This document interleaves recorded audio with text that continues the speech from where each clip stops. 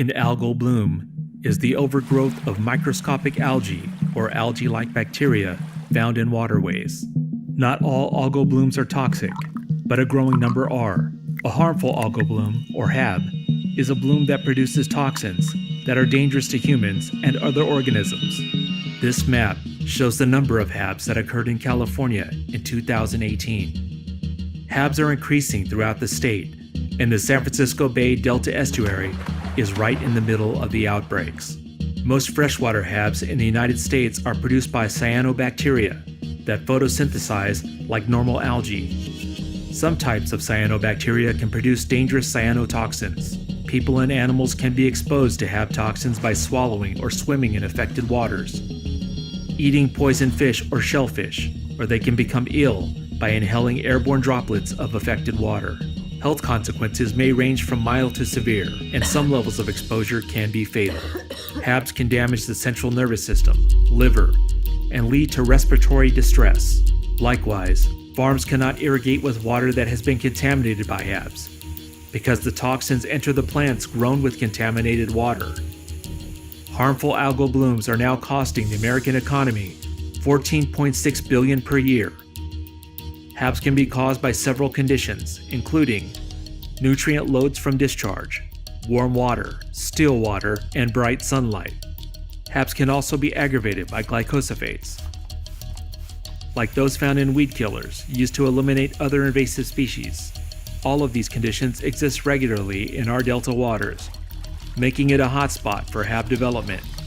Efforts are underway in our region to create advanced HAB monitoring and forecasting tools, assessments, and observation networks. Your mission today is to develop an app that will aid in the understanding and engagement of the global HAB dilemma. With your team, think outside the box to develop a useful solution to this multifaceted issue.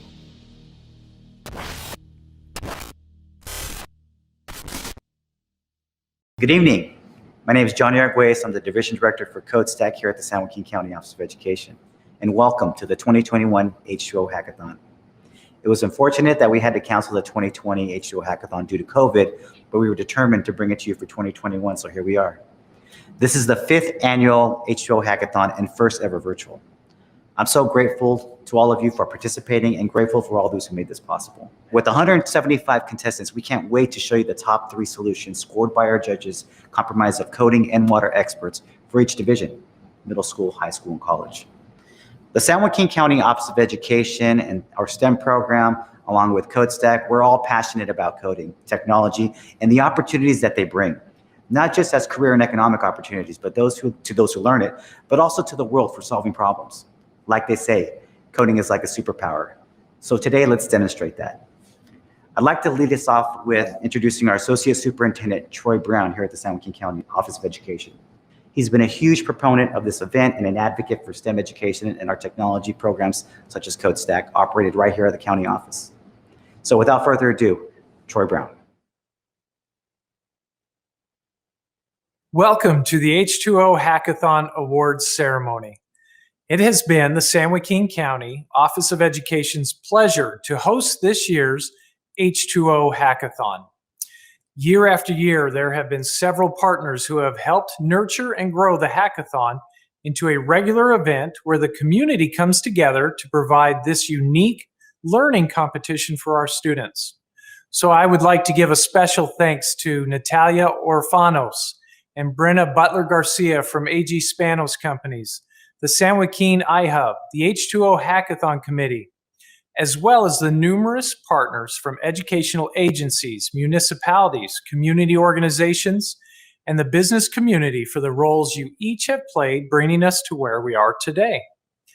The H2O Hackathon is a unique event that taps into the technological and problem-solving skills of San Joaquin County middle, high school, and college students to help find solutions to California's water issues. Now, each participant may have joined us for the hackathon for different reasons today. Some of you may be here because you are passionate about the environment and making change. Others may be here because you want to put your science, technology, and math skills to the test. Maybe you just love learning something new, or you have a competitive spirit and have your eye on the amazing cash prizes provided by California Water Service. No matter the reason you chose to participate in the hackathon, you all joined us here today to innovate. An innovator is curious, loves to learn, and can develop solutions to challenges based on new ideas and fresh perspectives. When we think of innovators, we may think of Thomas Edison, who invented the incandescent light bulb, Steve Jobs, who played a key role in the personal computer revolution, or Marie Curie, a pioneer in radioactivity. However, it also includes you because you were challenged here today to do something in a way that has never quite been done before. Californians face many challenges when it comes to meeting the increasing demands of our limited water supply. And it's incredible to think that what you accomplished here today through coding could one day be part of a solution. It's a lofty goal, and we thank you for being up to the challenge today and perhaps in the years to come. In San Joaquin County, we know the importance of water to our environment, agriculture, and future. The Delta is in our backyard. It is a part of our history, and it is essential to our future. It is also the source of much of the state's water supply. For these reasons and more, the Delta needs to be understood and protected. Technology will play a role in this. Part of the story of the Delta's future will be written in computer code.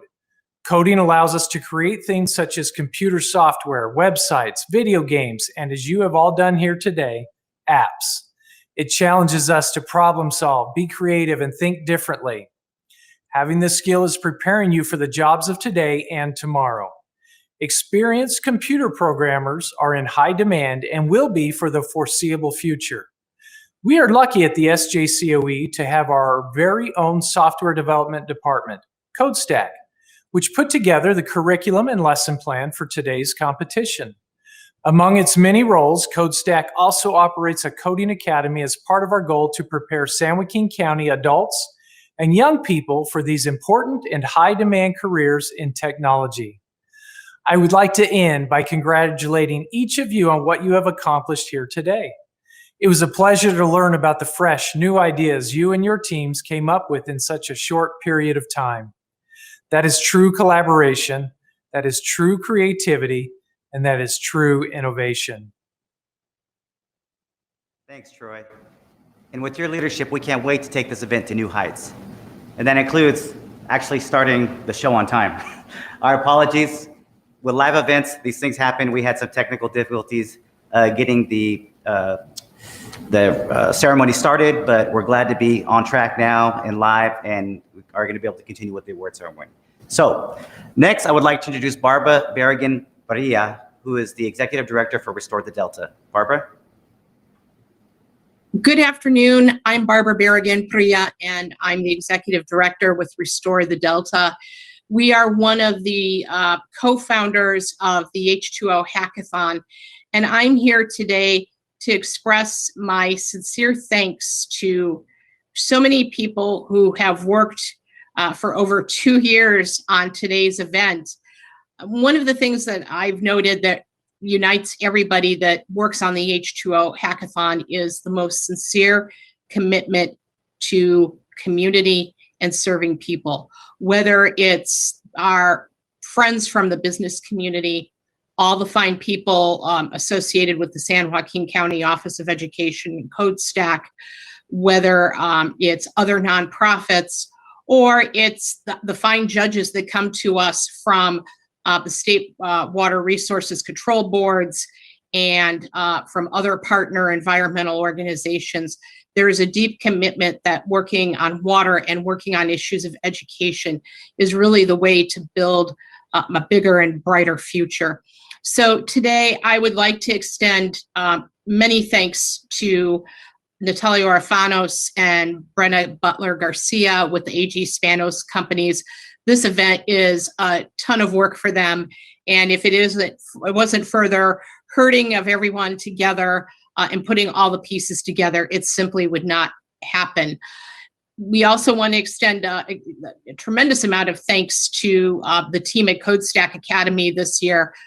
Making a virtual event, bulk of the work really fell on them. So much thanks to Johnny Arguelles, Jeremy Love, Daniel Menchaca, Tony Manor, and the whole crew with the CodeStack Academy. At the San Joaquin County Office of Education, we are grateful to the people associated with the STEM programs, especially Stephen Callahan, Brett States, and of course, Kirk Brown. Delta College, San Joaquin Delta College, we have much thanks to Danelle Hepworth and Laura Ochoa Sanchez for all their work on the hackathon, Bob Gutierrez with the San Joaquin Partnership, Randy Saffold with the City of Manteca, Esperanza Vielma Cafe Coop, and Russ Fisher with Boss Business Systems. New to us, or at least to me, is Patricia Lopez with the University of the Pacific, and we are so happy about their participation this year. And of course, much thanks to Ryan Cedillo with Stockton Unified School District. We'd like to give a special warm thanks to the judges who gave up a beautiful Saturday afternoon coming out of COVID lockdown so that they could participate in this event. Dr. Greg Gerhardt, he's the Deputy Director for the California State Water Resources Control Board. Dr. Keith Buma Gregson, both are really dedicated to working on the issue of HABs and how do we use data to improve water quality outcomes for communities. Dr. Tony Hale at San Francisco Estuary Institute, we are grateful for his assistance.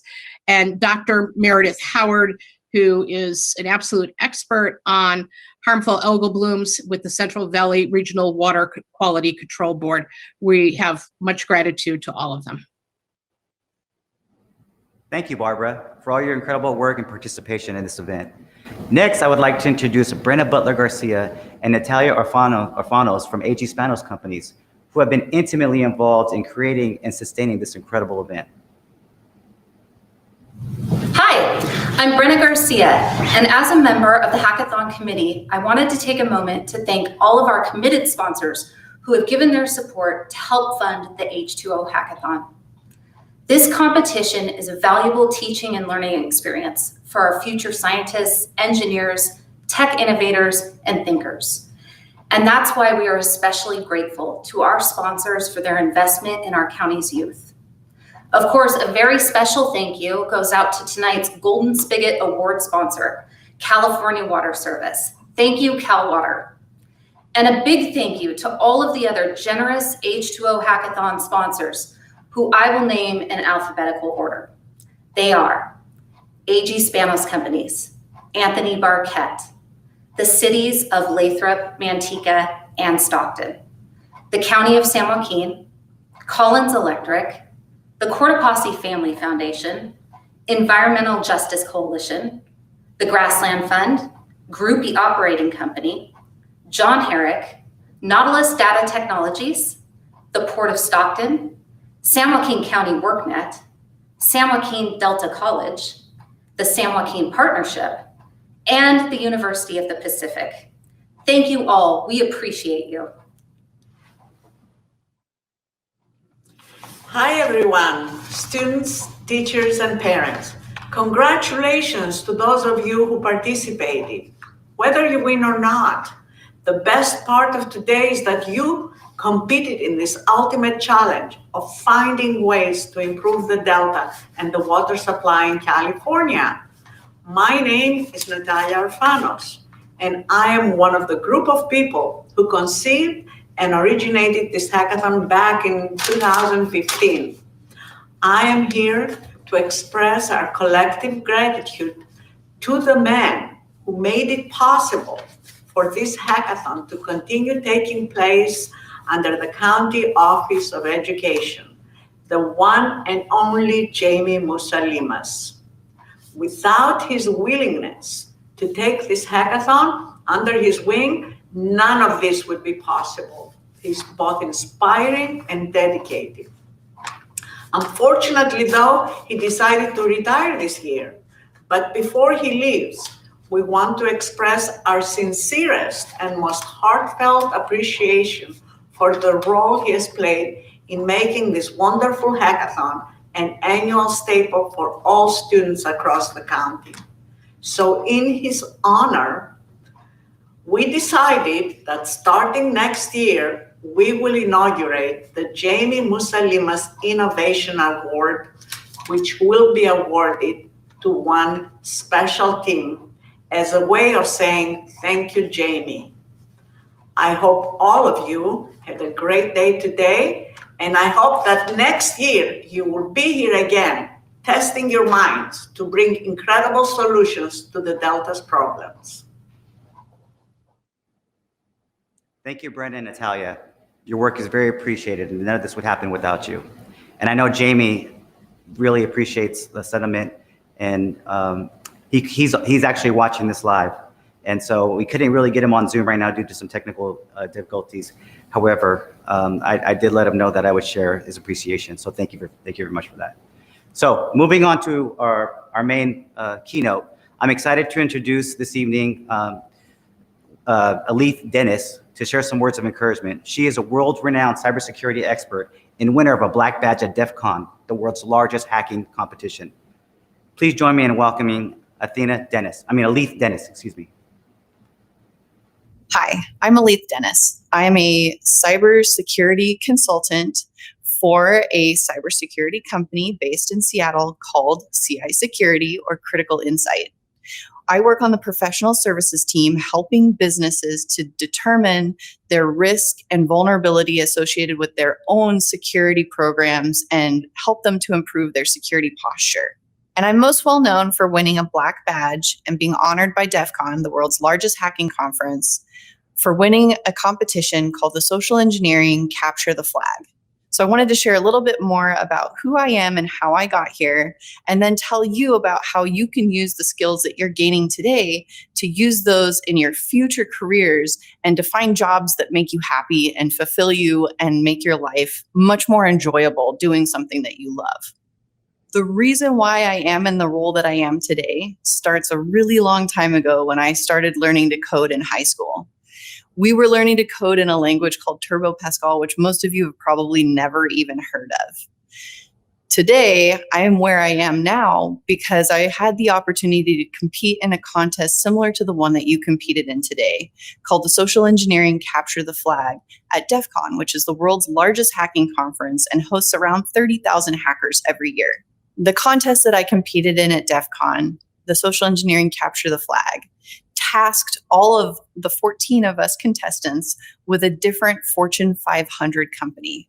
Each company had a URL to their website, and that was all we were provided up front. The first phase of the competition, we had to do a lot of OSINT, or open source intelligence gathering, and put together a dossier, if you will, on the company, who their employees were, what types of technology and hardware they use, what types of software and applications, phone systems. All of this stuff was publicly available on the internet if you knew how to look for it. So after we put together our reports and submitted those for grading, we eventually got taken to Las Vegas to be stuffed into this soundproof booth in front of nearly 1,000 other hackers and had to call the phone numbers that we discovered live and talk to people and pretend to be somebody else and use that mask or disguise in the phone conversation, which we call a pretext, to elicit information or to get those employees to give us more information or confirm the information that we already knew about their company that they worked for. Through this contest, I was awarded the most points of all 14 people with the report score and the call round score. And it was probably the most thrilling experience of my entire life, honestly, aside from the birth of my kids. And on that note, I did all of this while having a 3-month-old baby with me in Vegas. So this experience was not only just tremendous, but it was also really neat that I got to share that with my baby and take her up on stage and receive such an amazing award and be honored by the black badge that was bestowed on me from the conference DEF CON, which gives me lifetime access to the conference for free for the rest of my life. It was a tremendous experience, and I learned so much through those 2 years that it really made me passionate about security and protecting organizations from social engineering. I started my own firm and I started doing consulting, doing security awareness trainings, social engineering assessments, and helping businesses here in the Central Valley to protect themselves against social engineering attacks and protect their structure, infrastructure, their systems, their applications, and their employees from being taken advantage of. Through that, it led me to make a complete career 180 and go in a completely different direction. I left a company that I'd been with for over 5 years, a pretty cushy job at that, to dive into security and information and cybersecurity full bore. And I was able to transfer all of those skills that I learned through the contests that I'd been competing with, but also all of the great communication and soft skills that I'd learned over the time that I had had experience working for other businesses and other industry sectors. The skills that I've gained through competing in those contests have made me a much more well-rounded employee and have given me the skills that I needed to fill some of the gaps that were there from, high school and the college days, because the job that I have now didn't even exist when I was back in high school trying to figure out the roadmap to where I was going to go and the jobs and the roles that interested me and the subjects that I would need to focus on in order to get there. And trying to reverse engineer your way to an education plan to a job that doesn't even exist yet is pretty impossible.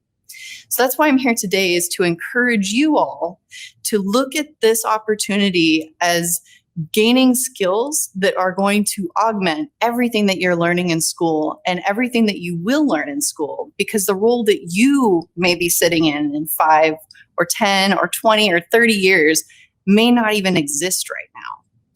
Try to use these opportunities to learn as much as you can about every aspect of technology and figure out if development or engineering or security or any of the main umbrella titles under the job recs that are out there in technology are right for you.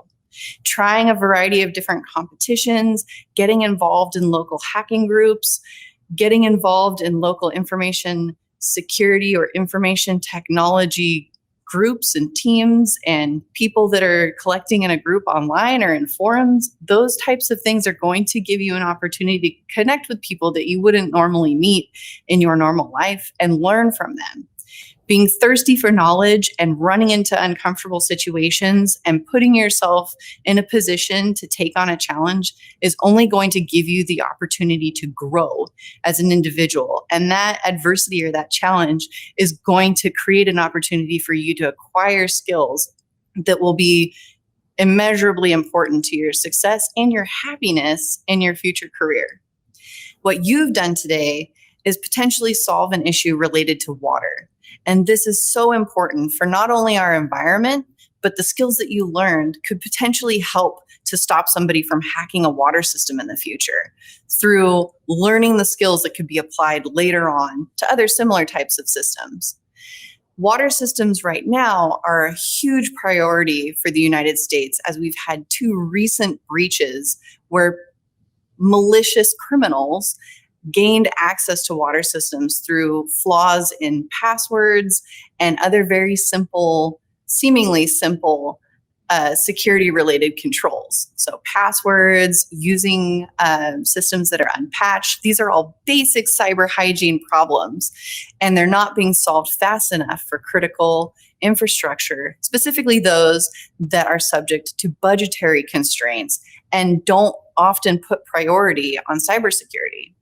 Creating applications, developing more secure platforms for these organizations and these critical infrastructure companies to use to protect their assets is going to be even more important over the next decade, as vulnerabilities that are open to social engineering and make it possible for criminals to access these things could be extremely dangerous to all of us, our communities, and the nation going forward. People can poison the water supply. People can divert or stop the water supply if they have access to specific specific elements within water systems, and learning how those mechanically and technically work is something that would be extremely beneficial for those who are interested in working in critical infrastructure in the future.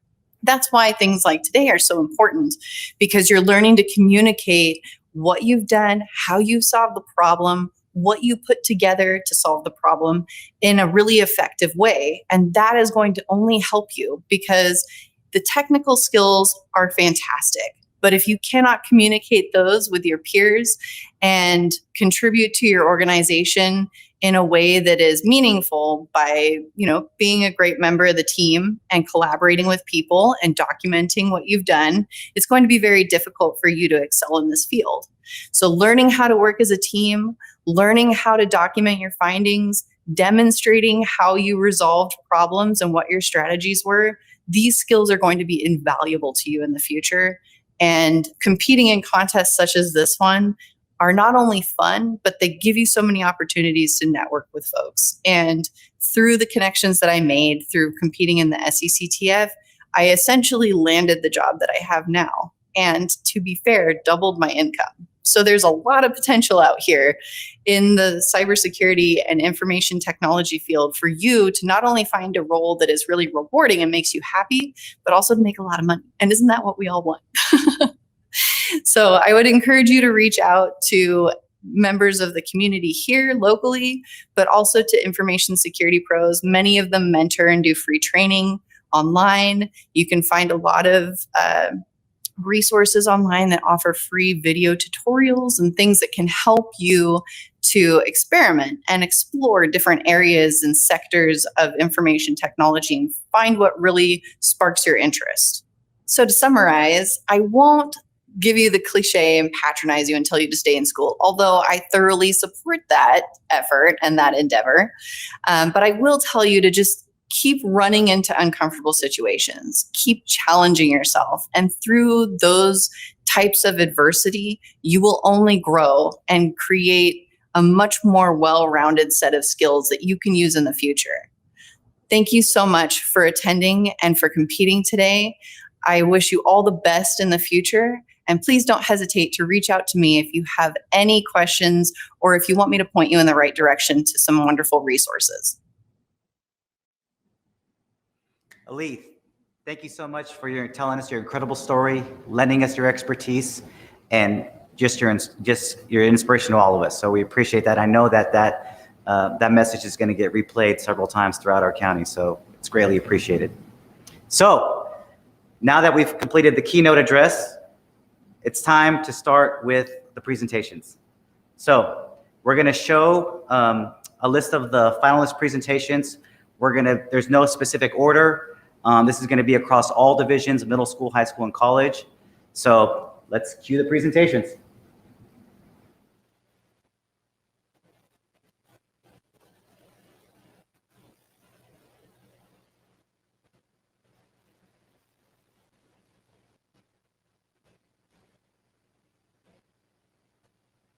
And so our motto is protecting the environment, starting off with estuaries. And so we're going to click the first image, as you can click it.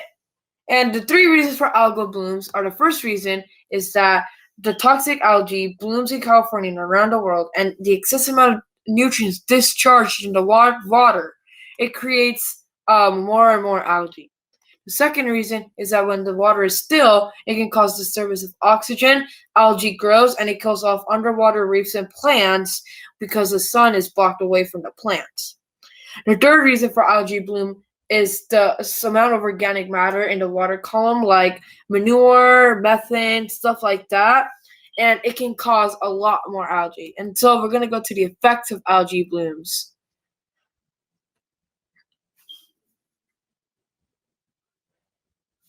The effect of algae blooms.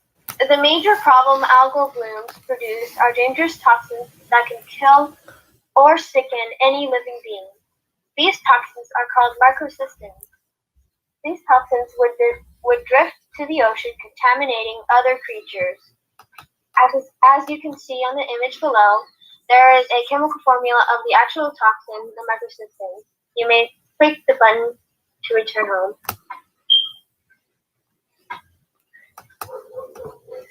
In our second image, we also made a Python game. If you can click on the image, that will send you to the Python game. In order to win the Python game, you must eliminate as much cyanobacteria as you can. And if you fail to do so, the fishes will die. If you remove a number of them, you will survive for the fishes. And now I will talk about our code. Our code begins with 3 HTML and 3 CSS pages, along with a JavaScript page. But in our index.html, we make our heading, and our background was full black, and our font background was yellow, and we made div classes in order to make it all organized. If you can go to, if you see our div classes, we have 4 div classes: fly in and line 2. Line 1, line 2, line 3, line 4. That's our fly-in text in which we made in our style.css, if you can go there.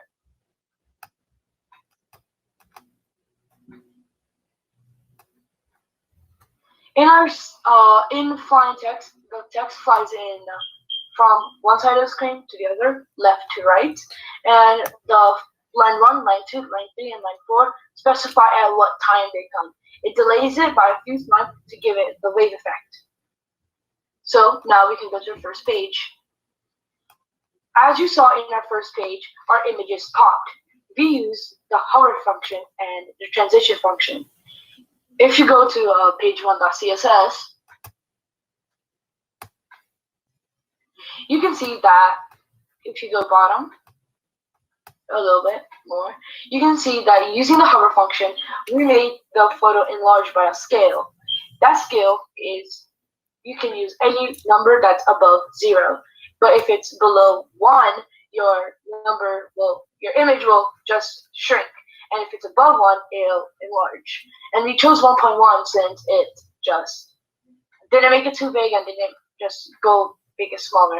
And we use marquee text to make moving text, which is a little bit more visually appealing.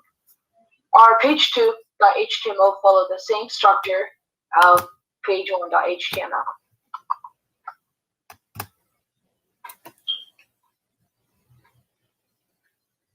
Richard. In conclusion, like what we would sum it up, is that please do not throw algae into the water and the ocean just because you don't see anywhere to throw it out. What we can do in return, a resolution of this, is that we can use renewable energy instead of throwing it out. Therefore, with this lesson that we sum up, is that please do not throw anything that is unrelated to, actually don't throw anything out in the ocean, because that's not very good. Thank you for listening and for your time. Hi, we're the Titan Hacks, and we are from Cesar Chavez High School. My name is David Jimenez. I'm the engineering teacher there at Chavez. Here we have Pei Zhao, and we've got Samaya Muhammad, Waqas Siddiqui, and Mohammed Osman. They're going to go ahead and show us the application that we've created. So the app that we created is called Adopt a Droplet. The purpose of this app is a prevention tool to educate people on how to identify HABs and algae overgrowth, where they can take photos of potential areas that are dangerous. They will upload it to this app, which will store it into a gallery and for professionals to view, and they could take action. Here we have the login screen for our app. This is the place where people can insert their username and their password to log in. Or if they have, say they're a new user, then they would sign up for a new account. On this screen, we can begin the sharing, or we can access the character model for our droplet.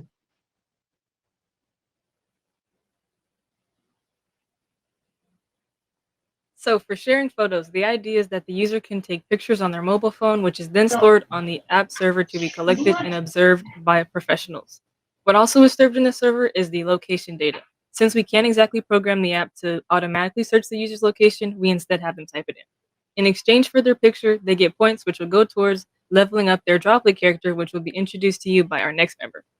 So you can see as he's adding his photo, you can also use this on your phone, so you can take a picture directly and it would load the photo to the database. Now, since App Lab does not have that capability, we would hope that we'd be able to work with whoever can help us program that. And he added the location as well, which now allows us to save some data location into a data table. Let's go ahead and go back. And let's continue to my droplet. What costs? So on this screen, it shows that you see your avatar. So in this case, it's the beginner avatar, which is a droplet holding a beginner level sword. And then it shows the leaderboard showing what other players and how many points to have. And using these points, players could, in the future, buff up their avatars and give them better equipment so they could fight against algae and all of that. So if you hear on the screen, you can also get information on the algae and in the ocean and everything by clicking the question mark. Mohammed, go ahead. This is the research screen where you can learn facts about algae. You click the white buttons for a fact. There is a video in the bottom right as well that will direct you to the video that we made about algae. There's also some images, and there's in total 4 facts. So this video actually is a cropped video that was from the presentation, so they could see what HABs do and what cyanobacteria can do in the toxins. You guys can look at the code later on, but thank you for looking at our application. And we hope that we can work together to try and make this something more realistic, where you get a gamified version of learning and making everyone aware about harmful bacteria. Thank you, guys. Serious health effects on the public and animals. They also affect the economy and agriculture. To try to fix this problem, we have developed an app called Habcast, an app designed to show users the toxicity levels of a specific body of water.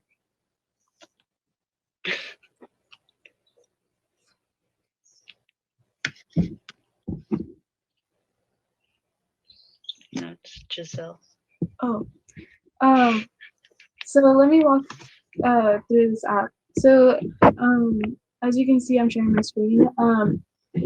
Right here we have the home interface, which just has the title and kind of like what this app brings and what Habcast is. Now, if you hit the explore button, if it once it was completed, you go on to location. And then here you have like several options from the drop-down menu. In this case, it's San Joaquin County, since that's what we're focusing on. And then once you click this drop-down button, it will have the different bodies of waters, including like the McCollum River, Stanislaus River, and etc. And then once you click that, eventually you would get all of the data. And as you can see, we don't have anything here, but in this case, we would have like a live image of our data representing like all of the algae in the lakes and rivers, and whether or not it's contaminated or safe enough. And then therefore it would go on to our email message. Subscription first. Can you switch back to the subscription? Subscription, I'm sorry. No, you're good.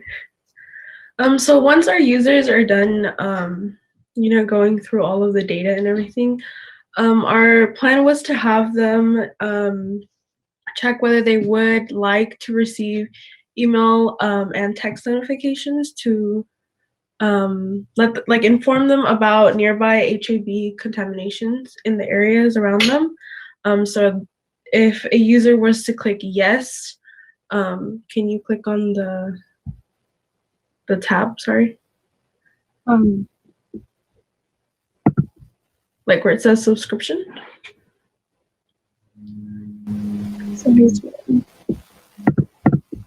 And then click user equals yes. Go back up to the subscription where it says subscription in the right there, and then click user yes. So if the user was to sign up for to receive email and text notifications, we would ask them to just input their email and phone number, and then can you now click the little thing and then click thank you. And then this message would just pop up saying, thank you for joining our subscription. Stay alert for any emails or texts and stay safe. And then if we were to go back to the subscription page and the user was to click no, can you go to the user equals no page? Then this message would pop up saying, thank you for using our app and we hope to see you soon. So this is just a way for us to increase users to come back to our app and continue using it. As for future uses for Hapcast, we plan to expand the uses the Hapcast can have. So right now, it's constricted to just the San Joaquin County, but we want to be able to implement this app and use it as a prototype to use all over the counties all over the world, as long as they have access to this app that they can get either on their tablet or smartphone. A future goal of Hapcast is to mainly raise more awareness in the potential hazardous zones in these specific bodies of water that contain high levels of cyanobacteria, keeping more animals and safe from all the dangers listed before of harmful algal blooms. And that concludes our presentation. We just wanted to design this app that will really just raise awareness in the public. And like I said before, we want to be able to provide access to counties all over the world as long as there's data available in those specific areas of water. All that needs to happen is just the data needs to be implemented as data tables into.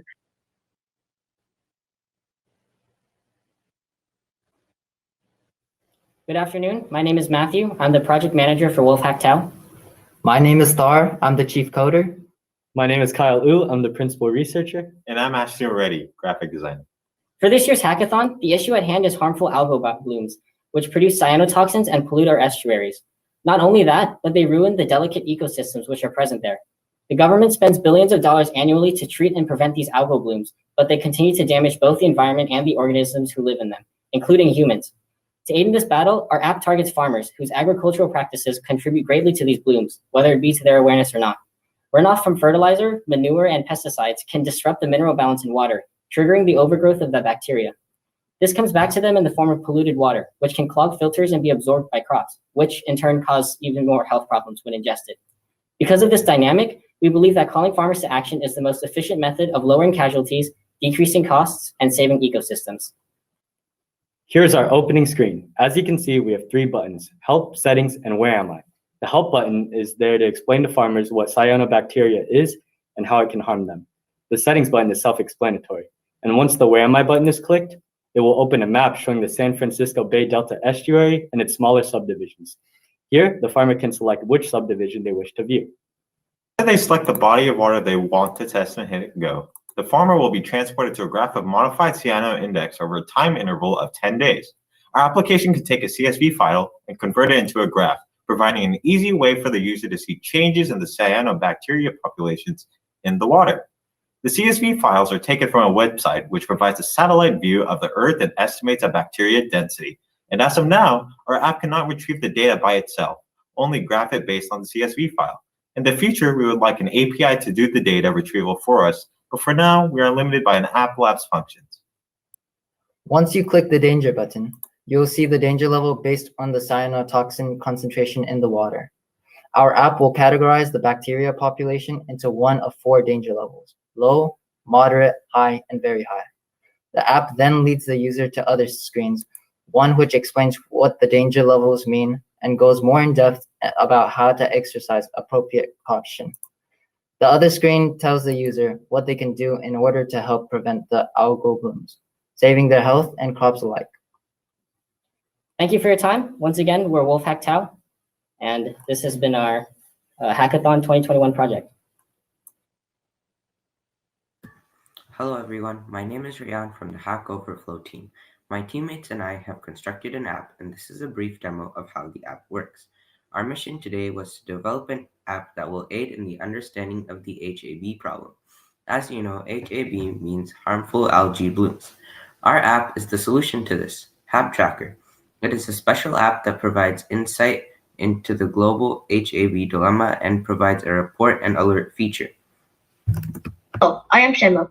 I will provide a bit more information on our app HAB Tracker.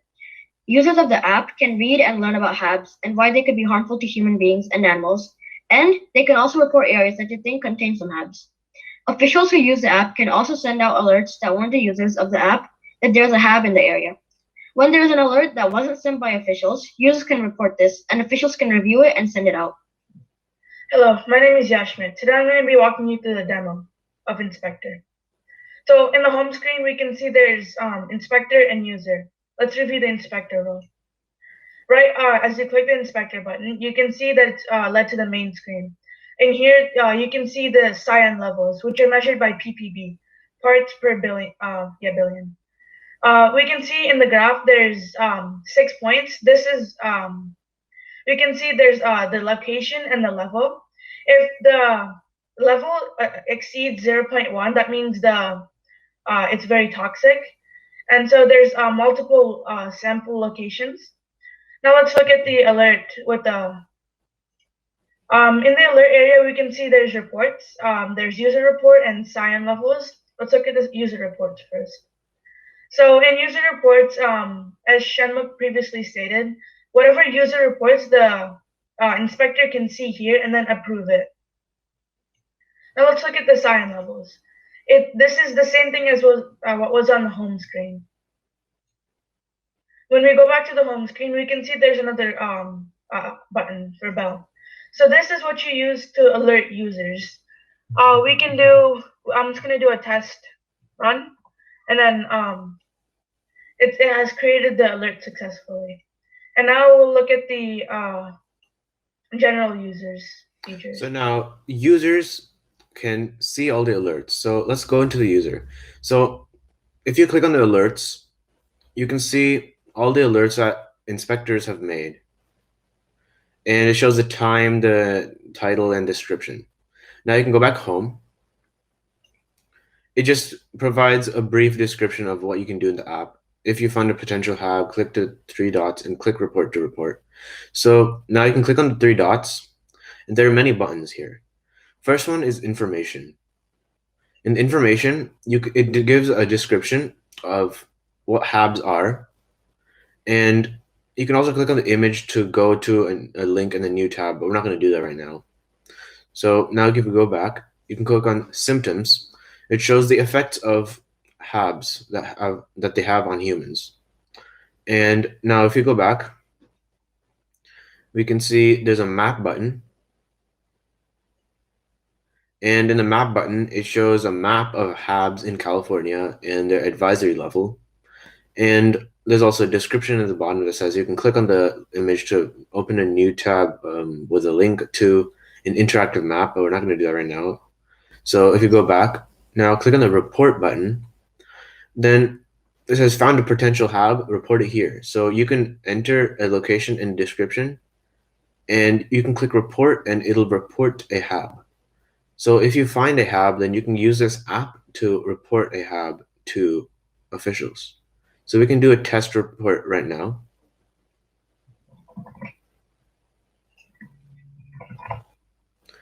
As you can see, it has a lower limit of 10 characters. So you have to have at least 10 characters. This prevents users from spamming or making very inexplicit descriptions. So now it's successfully reported. So that's pretty much it on the user side. Now, if we go back to the inspector side, you can see that inspectors can see what the users have reported. So that's pretty much it about the app. This is how our app HAB Tracker works. We hope you will use this app to its fullest and help resolve the global HAB dilemma. Thank you. Hi, we are Hack It with Brackets. Our goal was to inform people of the algal bloom in a fun, silly way for people of all ages. Our app is called Plankton Among Us.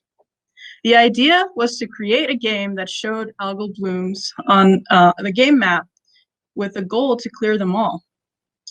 So the idea was algae would take the screen, overtake the screen, and the end result is losing because the algae is spreading too quickly, which reflects the current harmful algae blooms. Because of time, we switched over to a more informational based theme that was still fun to click and see all the plankton. This was meant to be viewed only on a mobile screen. When you play the game, you need to zoom out as well. We started by wireframing our ideas, then built our prototype in XD, which we then took into VS Code and built using Angular. This is our final result, Plankton Among Us.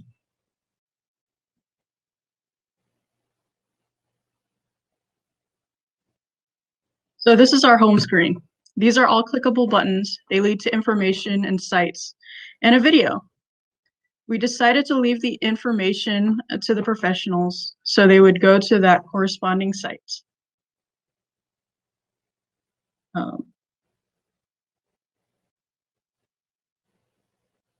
So with our initial idea, this is where we have safety tips and resources for the user to access and learn more about safety precautions about the algae blooms, as well as external resources and news regarding HAB. So the game screen. The game was created using Google Maps API and AGM components. Currently, the game allows the user to click on the planktons to get various information, including the location, original observation date, and the date it was last observed.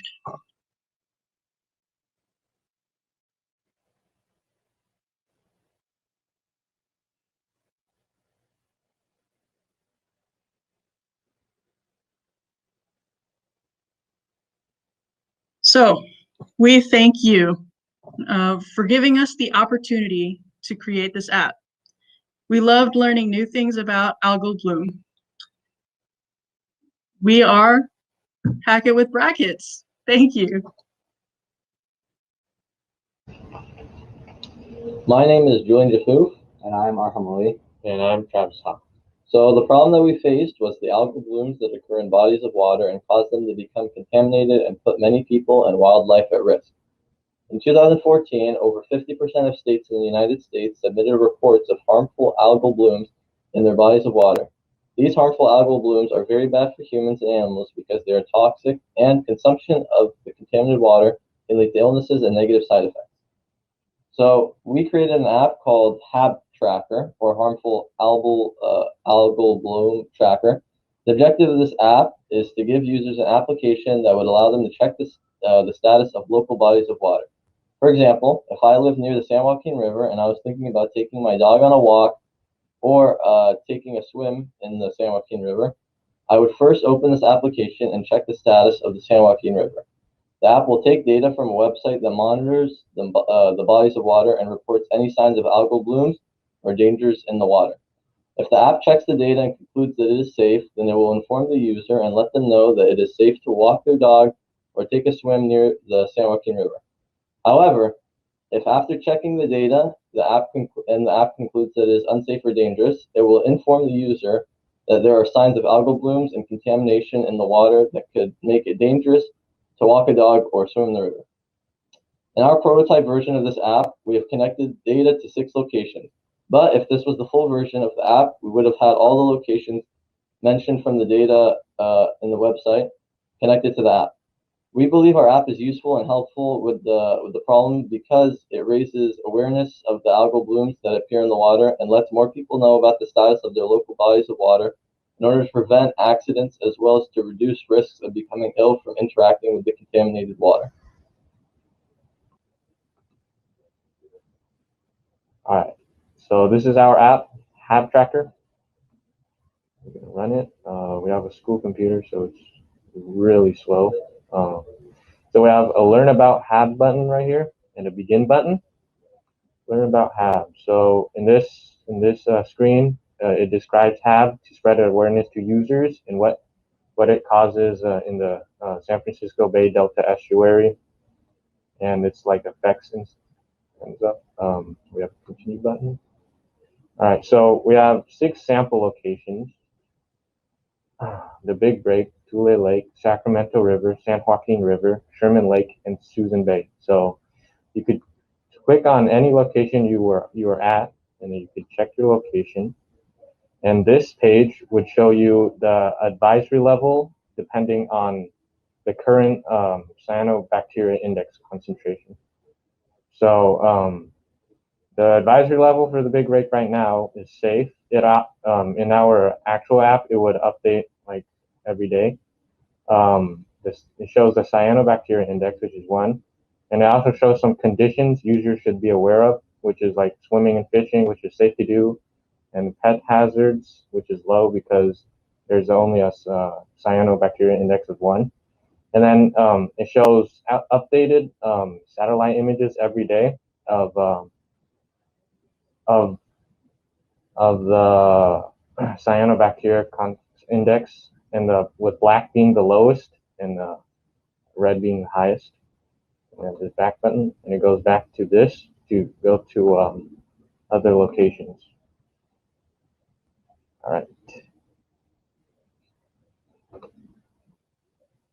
All right, so for the code part, we basically had many different variables and many different event buttons that we used to basically create the essence of all the different data and what you get. So if you click this button, you'll get a different screen than if you click this button.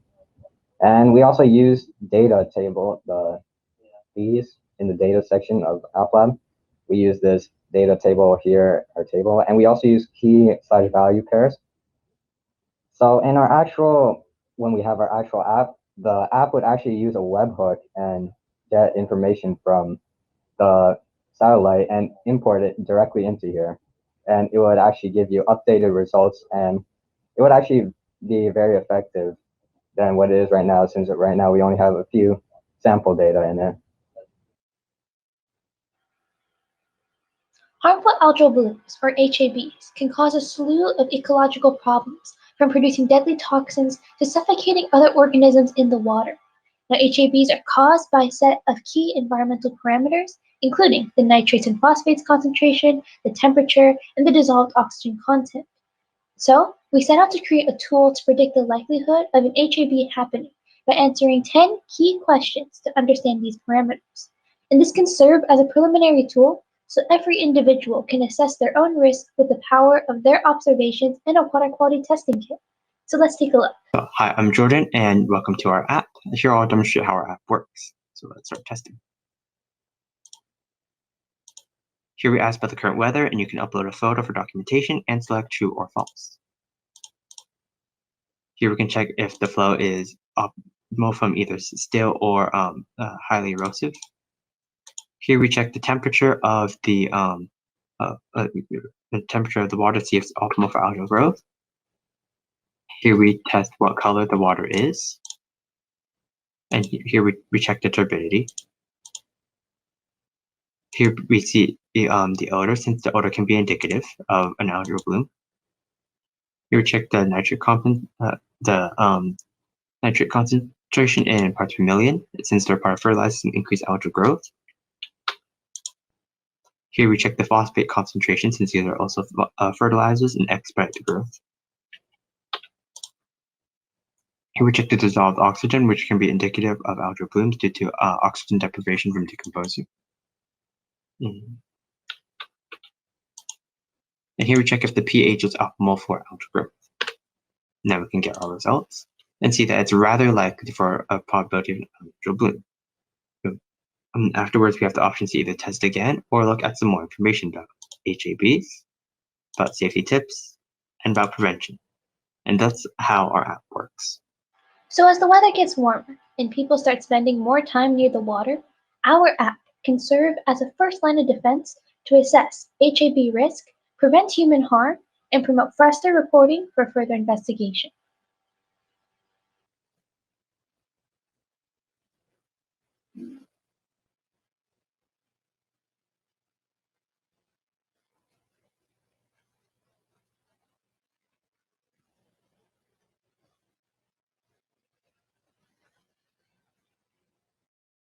Hello, judges for Hackathon 2021.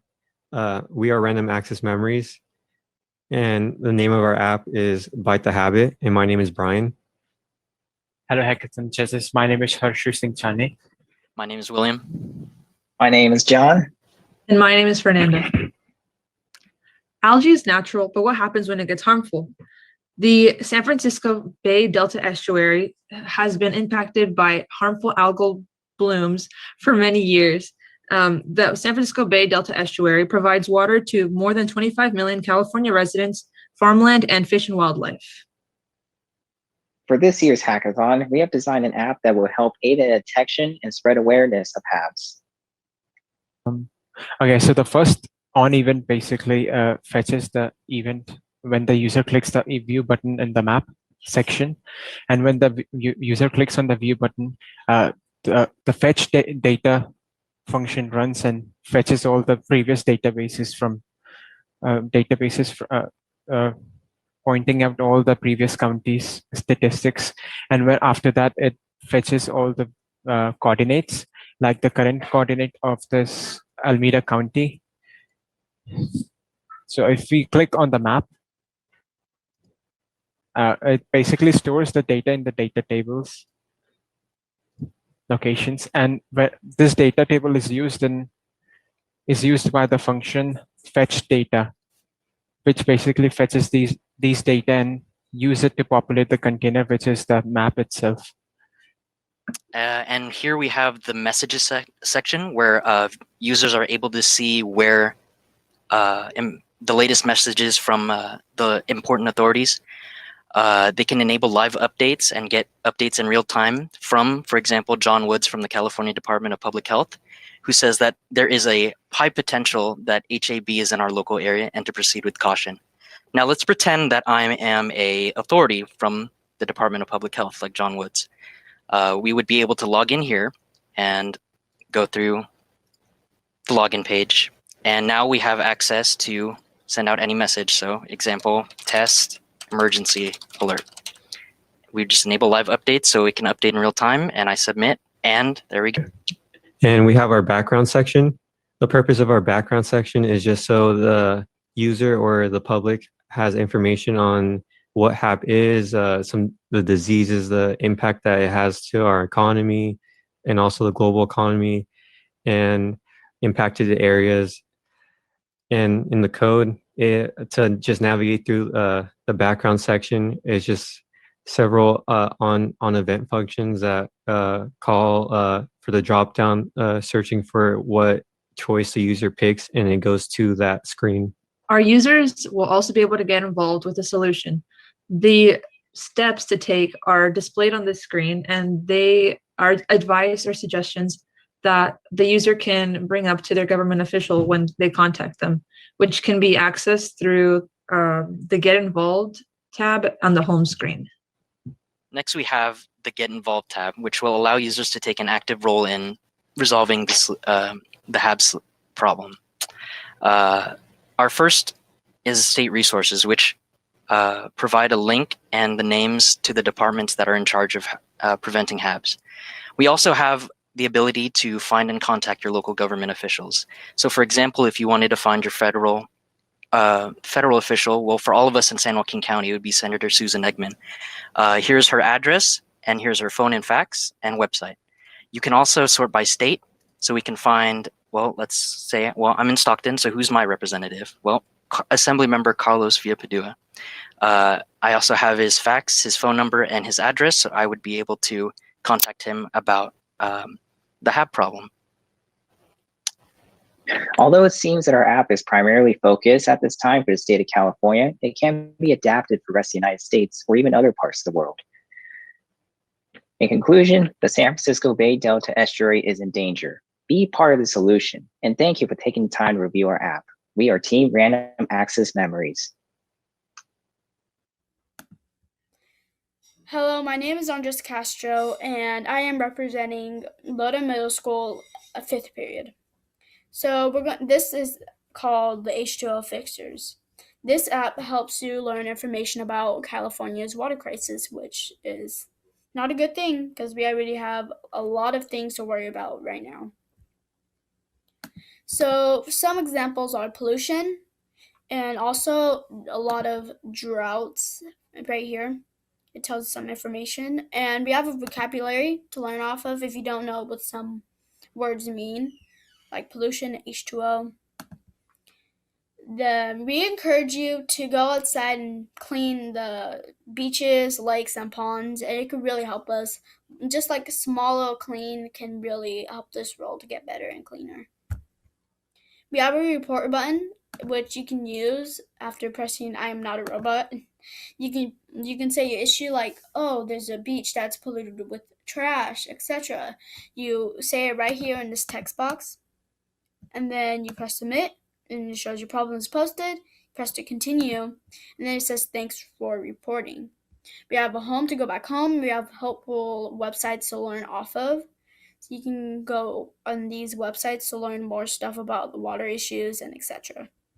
Thanks for listening. Have a great day. All right. Well, that wraps up the snippets of the presentations we shared with you today. We had the opportunity to see a lot more presentations. They were outstanding. We look forward to seeing more next year for our conference, for the Hackathon 2022. Before we announce the winners for 2021, I would like to play an important message from the President and CEO of Cal Water, Marty Kropelnicki. Good afternoon, students, faculty, teachers, and friends. My name is Marty Kropelnicki, and I'm President and CEO of California Water Service. We are the third largest water provider in the United States and the largest water provider west of the Mississippi. We're very proud to serve safe, reliable drinking water and water for firefighting to our customers and friends in Stockton. I'd like to welcome you all to this exciting event, and I wish to thank the organizers of the H2O Hackathon for providing these students an opportunity to implement real-world applications of science, engineering, mathematics, and other skills learned in school. At Cal Water, we are acutely aware of the necessity to protect the critical infrastructure that many of us take for granted every day. And we work very hard to ensure that the message of conservation and sustainability is communicated efficiently and effectively through our many programs, including support for the H2O Hackathon. This year, the team with the winning app from each division will walk away with the Cal Water Golden Spigot Award, which comes with a $5,000 cash prize for the team members and coaches to share. You might be wondering why we do this. We do this because you're the leaders that we will look to in the not too distant future to find solutions for real challenges that affect all of us.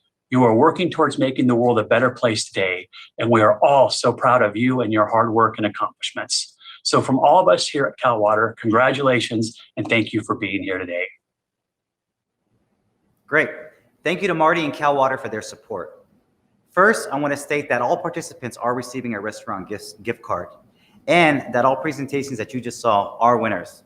Third place teams will win $500, second place teams will win $1,000, and the grand prize Cal Water Golden Spigot Award winning teams will win $5,000. And this is actually the first time that we're going to give away the Musolimus Innovation Award to a formidable team for a cash prize of $200. So we're excited about that. We had some close scores and some good competition, and we think we have somebody who meets that ideal, and they're one of the presentations we saw today. So, time to announce the winners. Starting with middle school. Starting with the grand prize Cal Water Golden Spigot Award winning team is Dream Team. Second place is Hack Overflow, and third is Rhode Island Middle School. You guys ready for high school? You guys ready for high school winners? All right. Yeah, moving on to the high school division. The grand prize, Cal Water Golden Spigot Award winning team is, drum roll, Wolfpack Towel, excuse me. Second place, that's a correction, it's not Wolfpack Towel, it's actually Titan Hacks in the second place. So the Titan Hacks. And third place is Wolfpack Alpha. So congratulations to our high school teams and our winners.